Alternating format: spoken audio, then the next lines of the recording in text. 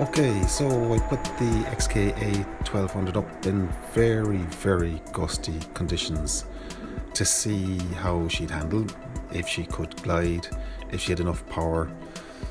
This day she was pushing her way through up to 25 knots of wind, which is pretty impressive. A lot of flexing, as you can see there in the wings, but it seemed to handle it quite well. I don't know what power is in the motor, but it was able to push through once I hit maybe more than 75% throttle. Other than that, she more or less held.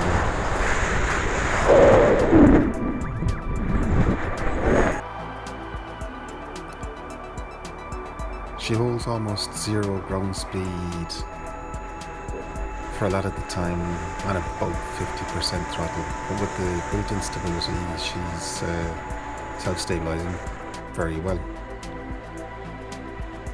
Did a couple of turns. It felt quite reassuring.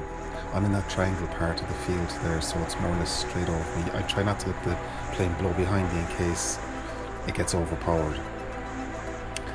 At times, in order to push forward, I found it was necessary to dip the nose a bit. But again, I think 25 knots was about its limit. Here we go again, hovering back around 20% throttle.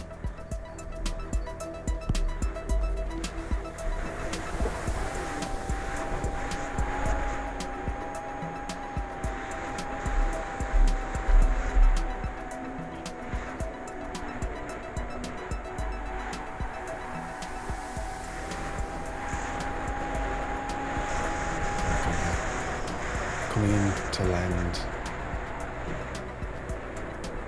facing into the wind, and a very sudden drop. Obviously the wind dropped off behind the hedges. This is a different day, but again, very similar winds. Off we go. No problem climbing. She's only 40% throttle, give her a bit more, and up she goes. I always enjoy flying this glider. It's a lot of fun, very forgiving, very easy. She holds 20%. Not good to get caught out with zero throttle, I found, in case there could be a bit of a tip stall, but for the most part, if that's inclined to happen, just gun it, open up the throttle, give her 75% throttle, and she's good to go again.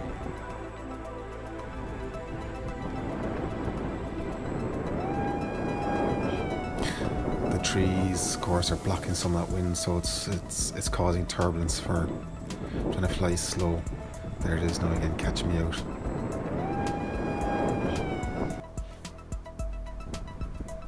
And something I learned from flying in these high winds, it's a good tip to bear in mind.